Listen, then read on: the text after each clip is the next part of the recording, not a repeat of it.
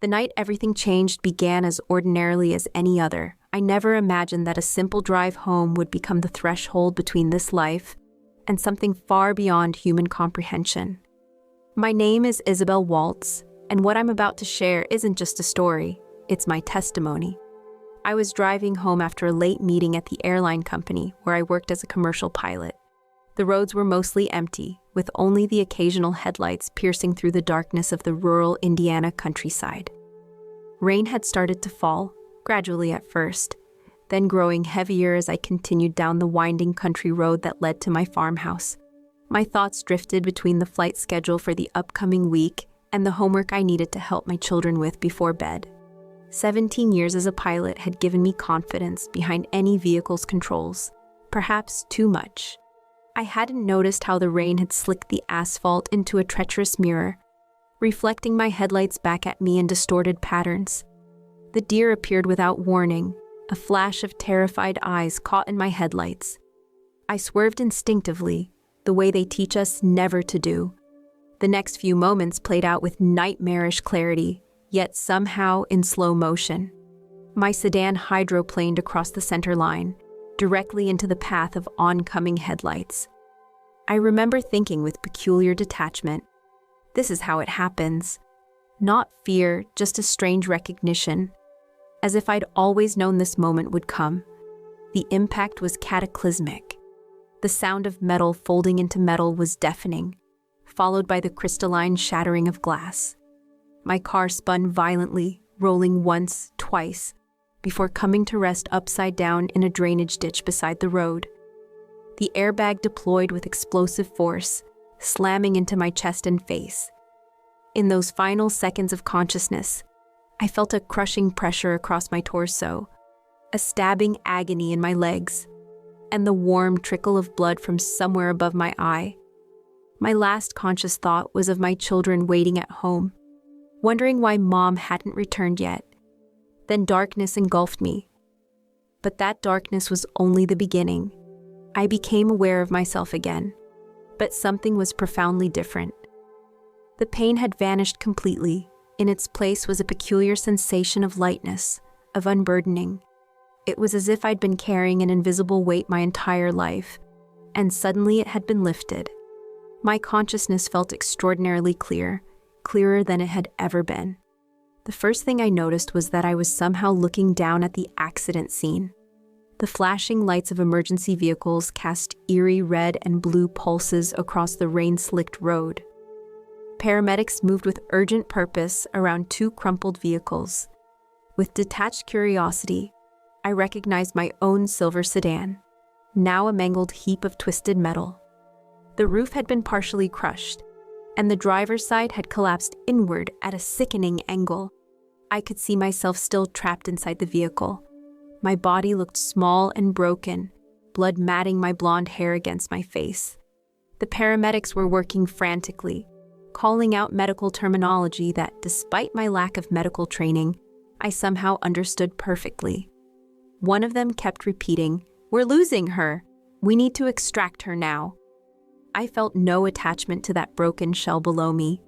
It seemed like a discarded garment, no longer necessary. I was here, intact and aware, watching the drama unfold from this new vantage point. What struck me most powerfully in those moments was the acute enhancement of my perception. I could see with perfect clarity through the darkness and rain. I could hear conversations from inside the ambulance parked 30 feet away. I could even perceive the electrical impulses of the neurons firing in the brains of the emergency workers. It was as if all my senses had expanded beyond their physical limitations, allowing me to experience reality on an entirely different level. I noticed a state trooper on his radio, requesting a helicopter evacuation. Female, approximately 40 years old, multiple traumatic injuries, unresponsive. He gave my name from my driver's license, Isabel Waltz. It was strange hearing someone speak about me in the third person while I observed. The paramedics were cutting through the metal of my car with hydraulic tools. The sound should have been deafening, but it registered as merely interesting data in my expanded awareness. I watched them carefully extract my body, stabilizing my neck with a brace, strapping me to a backboard, all while monitoring vital signs that were growing increasingly unstable.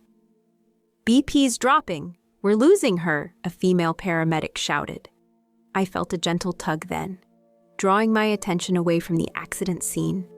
Behind me, though behind isn't quite right, as directionality seemed different in this state, I became aware of a narrow pathway of light. It wasn't a physical light like sunlight or electric light. It was something else entirely, a luminescence that seemed to emanate from within reality itself, rather than from any discernible source. The pathway beckoned, not with words or gestures, but with an innate knowing that this was the way forward. As I turned my attention fully toward it, the accident scene began to fade from my awareness, like a dream upon waking. The sounds of urgent voices and equipment receded, replaced by a profound silence that wasn't the absence of sound, but rather something more fundamental. A silence that preceded sound itself. I moved toward the light. I didn't walk. I had no sense of having a body in the conventional sense, but rather I willed myself forward, and movement happened. The light grew stronger, enveloping me, drawing me in. There was no fear, only a deep curiosity and a sense of homecoming.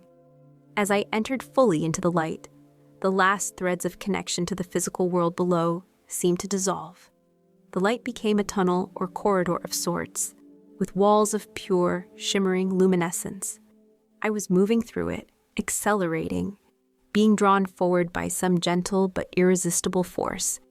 The sensation was one of profound freedom. All my life, I had been bound by physical laws, gravity, inertia, the limitations of flesh and bone.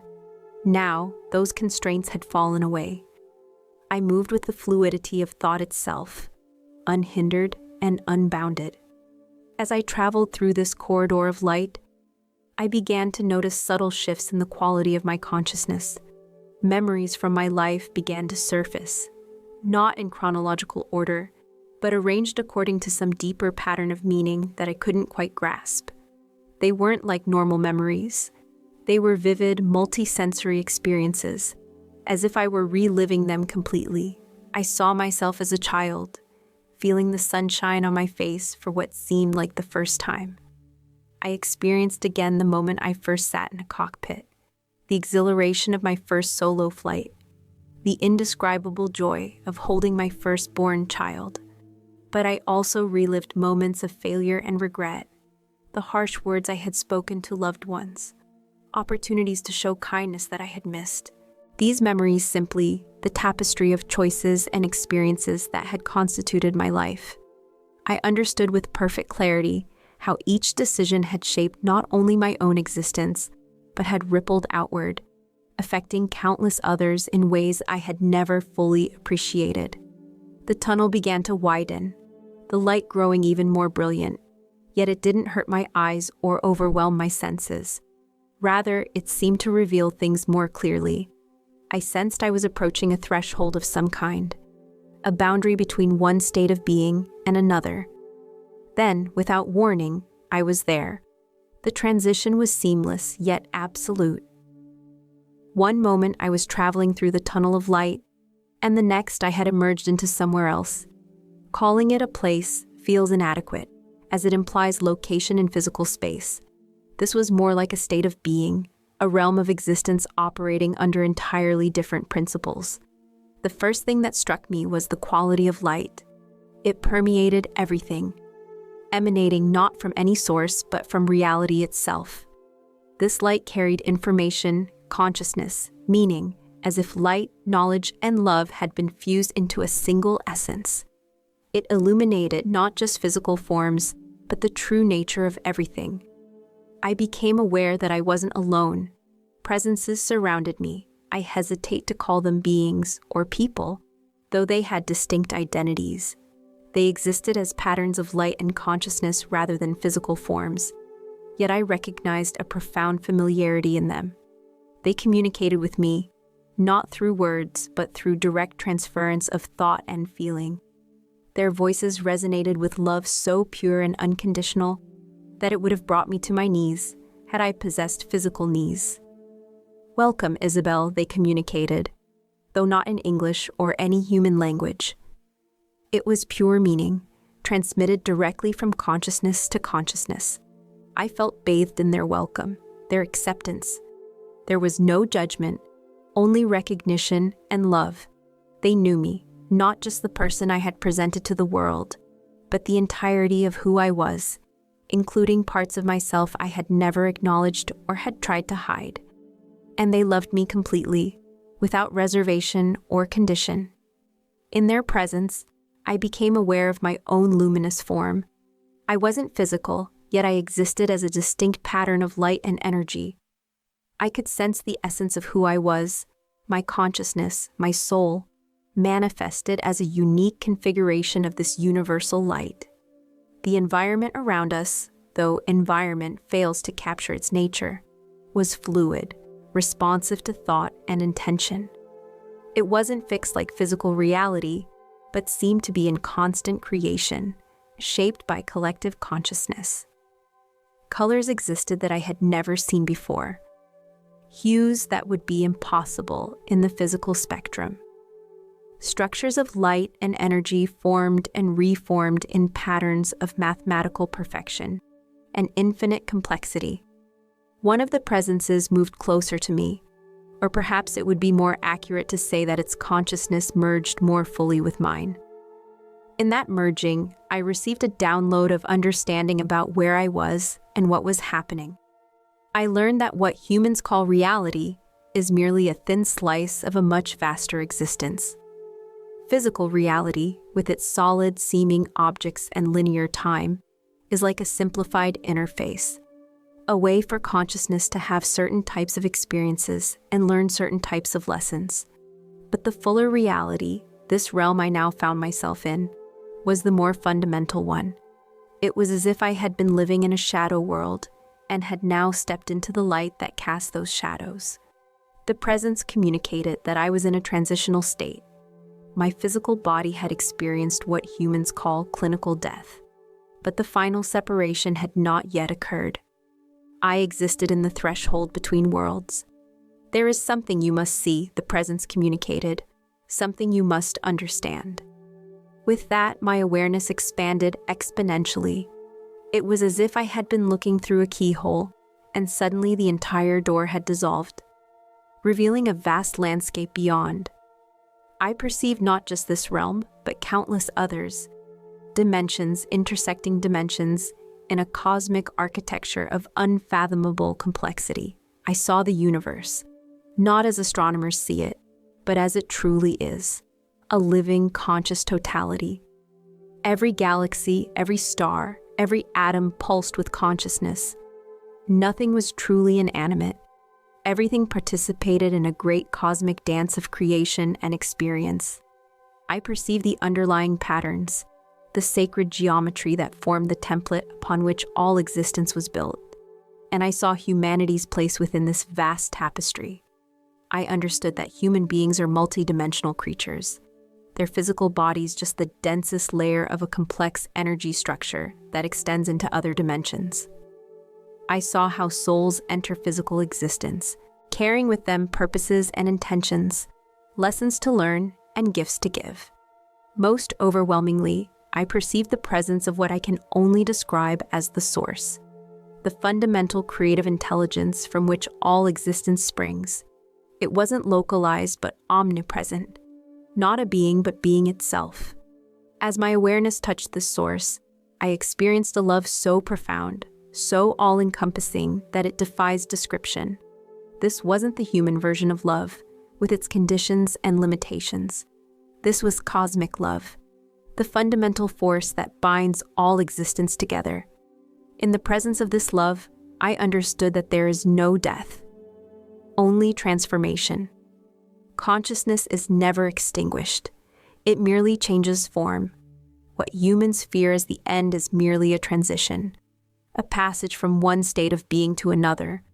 As these revelations cascaded through my expanded consciousness, I felt a gentle tug, not physical, but a call to attention. The presences around me became more focused, and I sensed a shift in the energy. It is time for you to choose, they communicated. I didn't understand at first, but then my awareness was drawn to two distinct paths that seemed to unfold before me. One led deeper into this realm of light, toward greater merger with the source. The other led back toward the physical realm I had left behind. Your physical form can still sustain your consciousness, they explained. You may return if that is your choice, or you may continue onward. The decision is yours. Images appeared in my consciousness, my children, my unfinished work, relationships that still had potential for growth and healing. I saw the ripples of my possible future actions, the lives I might touch, the service I might render, but I also perceived the indescribable peace and expansiveness of continuing onward, of merging more fully with the source, of experiencing existence beyond the limitations of physical form. The choice was presented without pressure or expectation. There was only love and acceptance for whatever I would decide. Before I could form a response, one of the presences moved forward. Its light seemed different from the others, more intense, more personal somehow. As it drew near, I sensed that this was not just any presence.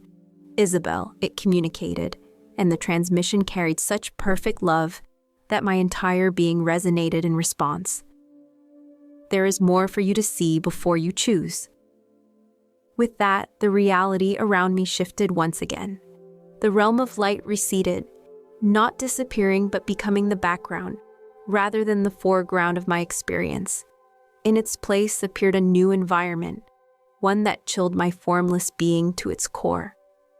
I found myself in what appeared to be a small cylindrical room with walls of an indefinable substance. They weren't quite solid, but weren't exactly energy either. Something in between, something fundamentally wrong in a way I couldn't articulate.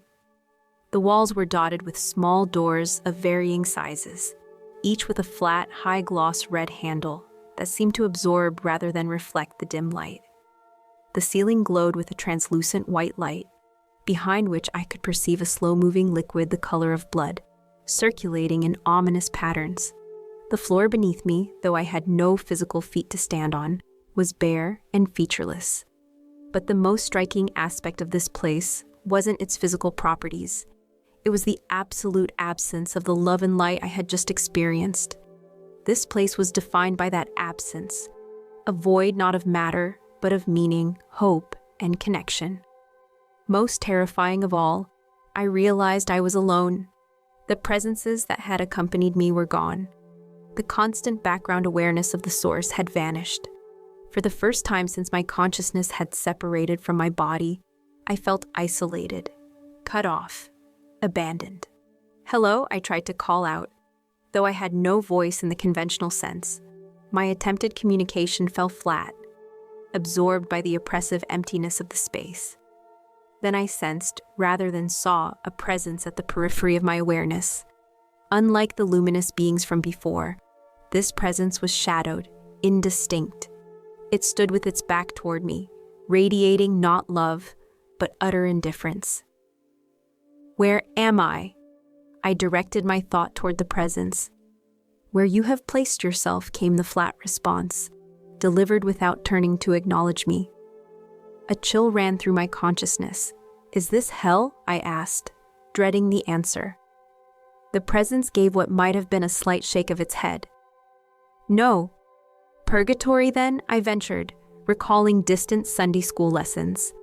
At this, the presence emitted something like a cold chuckle. No. Then what is this place? I demanded, fear growing within me. This is separation, the presence stated simply. This is what you chose, moment by moment, day by day, when you turned away from the source. How long will I be here? I asked. That is up to you, the presence replied. And then, without further acknowledgement, it was gone, or at least withdrew its attention from me so completely that it might as well have vanished. Left alone, I became acutely aware of a mounting horror within me. This place existed outside of time as I had understood it. There was no progression, no change, no hope of eventual release. It was a state of eternal now, with the full awareness that now would never end. As this realization dawned on me, I felt something I can only describe as a white-hot burning deep within my soul. It wasn't physical pain. I had no body to feel physical sensations, but something far more fundamental. It was the agony of separation, of being cut off from the source of all life and love. With this pain came understanding. I saw how every action of my life, every choice, every thought had been directing me toward this state of separation. Not because I was being punished, but because this was the natural consequence of the orientation of my will. I had not been condemned to this place. I had constructed it, choice by choice, by turning away from love, from truth, from the divine presence that had always been offering itself to me. The weight of this understanding crushed me. I felt as if I were at the bottom of an infinite ocean, the pressure of all existence bearing down upon me.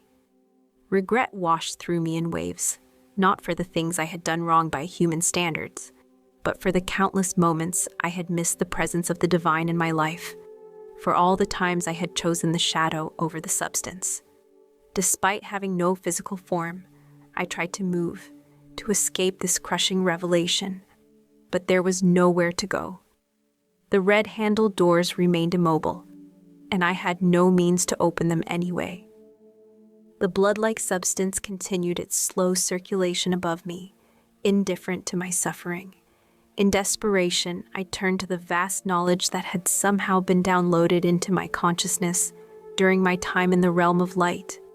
I began attempting to solve complex mathematical equations, to recite poetry I had never known in life, to work through philosophical problems that had stumped humanity's greatest minds. Perhaps if I could demonstrate my worth, my intelligence, my potential, I would be released from this place. But each solution, each verse, each insight simply echoed in the emptiness, changing nothing. The knowledge itself felt hollow now, stripped of the context of love that had made it meaningful. Finally, exhausted by my futile efforts, I surrendered. This is a just consequence, I acknowledged to the void.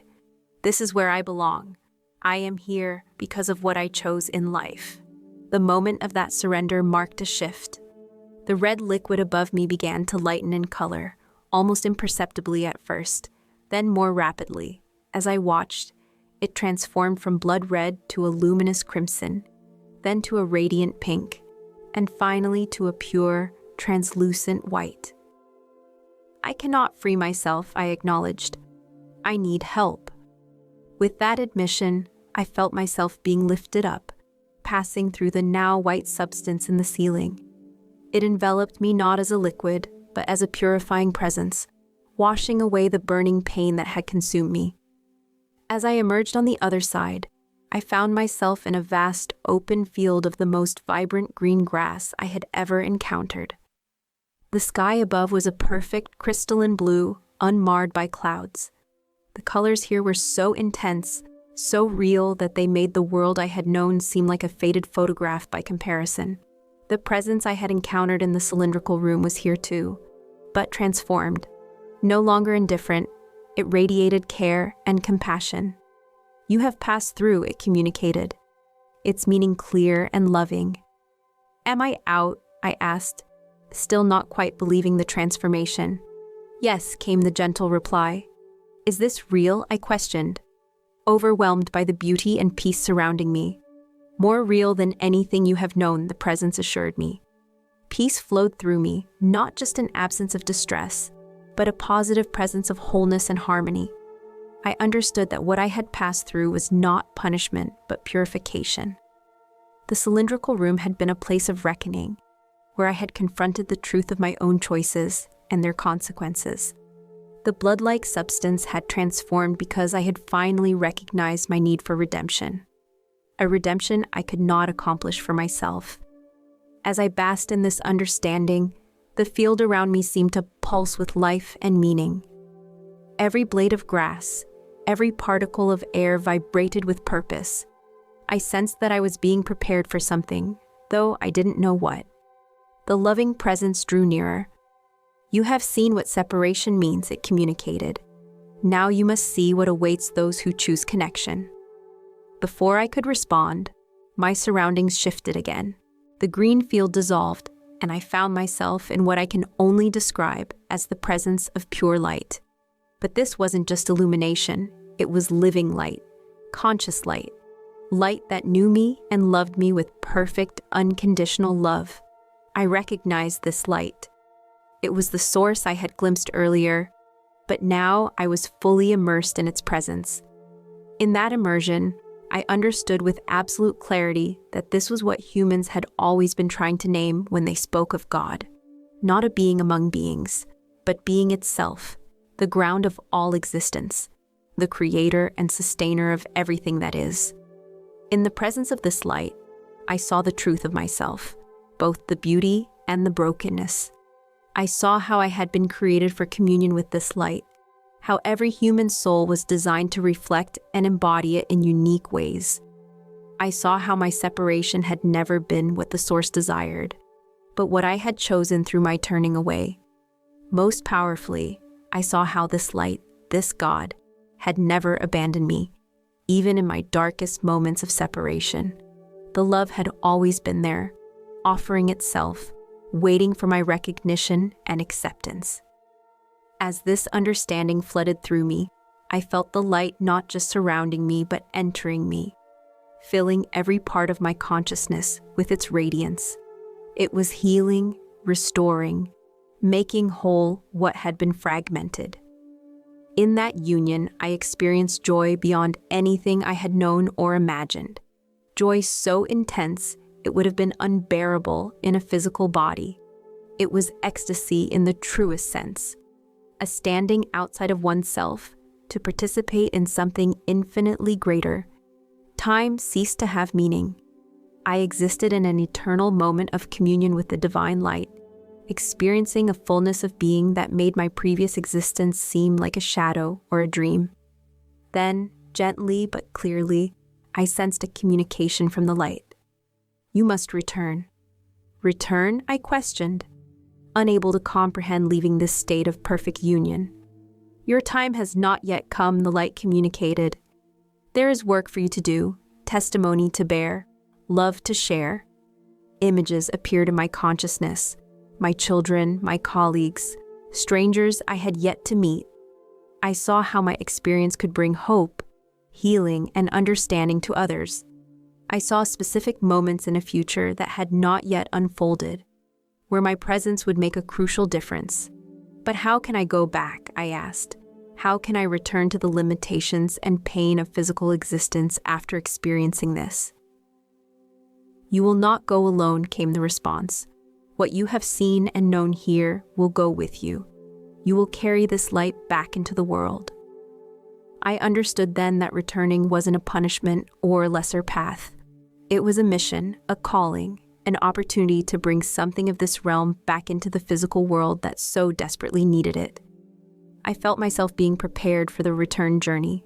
The light began to recede, not abandoning me but changing form, becoming something I could carry within me rather than something in which I was immersed. As I traveled, I carried with me not just memories, but a transformed understanding of reality. I knew now that what humans call life and death are not opposites, but different expressions of the same continuous existence. I knew that consciousness is not produced by the brain, but merely channeled through it. I knew that love is not just an emotion, but the very structure of reality itself. With each passing moment, I could feel myself drawing closer to the physical world, to the limitations of space and time, to the pain and struggle of embodied existence. But I also carried within me the certainty of what I had experienced, a certainty that would sustain me through whatever was to come. As the boundary between worlds grew thinner, I sensed one final communication from the light. "I am with you always, until the end of the age." Then, with a jolt that seemed to reverberate through every level of my being, I returned. Pain was the first sensation that greeted me, searing, all-encompassing pain that shot through every cell of my body. After the expansive freedom of formless consciousness, being confined once more to flesh and bone felt like being imprisoned in a too small cage. Every breath was agony as my damaged lungs struggled to function. My broken bones screamed in protest at even the slightest movement. Harsh fluorescent lights assaulted my eyes, a poor substitute for the living light I had just left behind. Beeping monitors, urgent voices, the smell of antiseptic, all of it felt abrasive, overwhelming to senses that had just experienced the harmonious perfection of another realm. "Ms. Waltz? Isabel? Can you hear me?" A face appeared above me, a doctor, her expression intense with concentration and a hint of disbelief. "If you can hear me, blink twice." I managed to blink, my eyelids feeling like lead weights. The next several hours passed in a blur of medical procedures, examinations, and gradually decreasing sedation. I learned the extent of my injuries: multiple broken bones, internal bleeding, punctured lungs, traumatic brain injury. By all medical understanding, I should not have survived, much less returned to consciousness so quickly. In the months that followed my return, I found that my experience had transformed not just my understanding of death, but of life itself. The veil between worlds seemed thinner now, allowing glimpses of that perfect light to shine through even the most ordinary moments. I noticed it in my children's laughter, in the dawn breaking over Indiana cornfields, in the faces of passengers as I guided them safely through the skies once again. My colleagues at the airline were skeptical at first, but something in the certainty of my calm, even during the most turbulent flights, gave them pause. "You fly differently now," my co-pilot remarked one day, "like you know something the rest of us don't." The physical scars from my accident remained, reminders etched into flesh of that threshold I had crossed.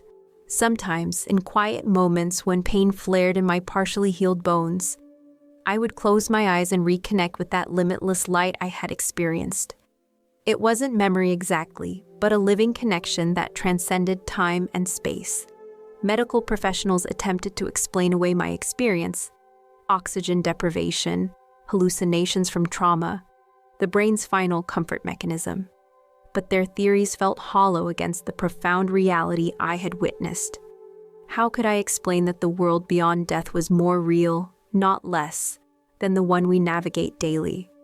I no longer fear death, though I've developed a deeper appreciation for the precious gift of life. Each day now feels purposeful, a canvas on which to paint with the colors of compassion and understanding I brought back from beyond. I've started a support group for others who've had similar experiences, creating a safe haven where people can share their journeys without judgment. Sometimes, when I look into their eyes as they describe their own encounters with that boundless light, I see recognition spark, a knowing that connects us beyond words. We're not meant to fully understand it while we're here, I often tell them, but we can carry it within us, like lanterns in the dark, illuminating the path for others. And in those moments of shared understanding, I feel the presence of that light once again, whispering through the thin places between worlds. "I am with you always.